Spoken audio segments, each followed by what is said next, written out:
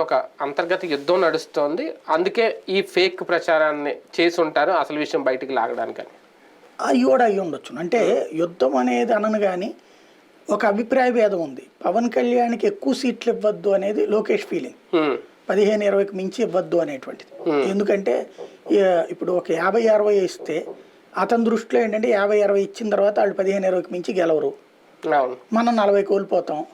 ఇంకోటి అప్పుడు వీళ్ళకి ఒక 50-60 ఇచ్చేస్తే వాళ్ళు ఎన్ని పోటీ చేయగలుగుతారు? అప్పుడు 100-110 పోటీ చేయాలి. 100-110లో 70-80 ఇదే 90 ఎట్లా గెలవగలుగుతారు? 90 నారా లోకేష్ ఆలోచన ఏంటి? తెలుగుదేశంగా 90 గెలవాలి, ఇండివిజువల్ గానే 90 నుంచి 100 గెలిచేయాలి. ఆ పైన జనసేనకు వచ్చినాయి బోనస్ అంతే. అంతేగాని జనసేన మీద డిపెండ్ అయ్యే పరిస్థితి ఉండకూడదు, ప్రభుత్వం మనం సొంతగా ఏర్పాటు చేయాలన్నట్టుంది ఆయన ఆలోచన. మంచి ఆలోచన. అది పవన్ కళ్యాణ్ ఆలోచన ఏంటి? మా మీద డిపెండబుల్ సిచ్యుయేషన్ ఉండాలి, లేకపోతే వీళ్ళు మాటేంద్ర అనేది ఆయన ఆలోచన. ఎవరి వ్యూహం వాళ్ళది.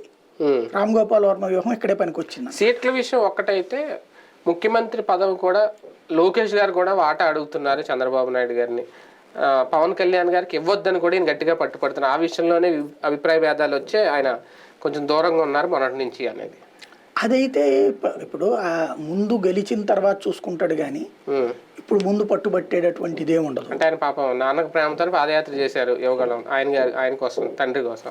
కనీసం ఒక చిన్న హామీ కూడా ఇచ్చుకోకపోతే నాకు కనీసం ఒక లాస్ట్ ఏడాదిన్నర ఆయన కూడా అడుగుండొచ్చేమో. అంటే ప్రాక్టికల్గా ఒకటే, రేపు పొద్దున ఎలక్షన్ అయిపోయిన తర్వాత ఖచ్చితంగా సీఎంగా ఉంటాడు లోకేష్, నో డౌట్. అందులో ముందే ఉంటారా? ముందు ఉండరు. ముందు పవన్ కళ్యాణ్ అడుగుతున్నారు, ఆ లెక్కన ఉంటది. కొంతకాలం పాటు ఈయన సీఎంగా చేయాలనేటువంటిది క్లియర్గా ఉన్నది. కార్యకర్తలు కానీ నాయకులు కానీ అందుకు క్లియర్గా ఉన్నారు. ఈయన అందుకనే చంద్రబాబు గారే సీఎం అని చెప్పుకొచ్చింది. అంటే బాబు గారు సూచన మేరకు ఇప్పుడు, లేకపోతే మన ఆ రోజున గనక భరతుడు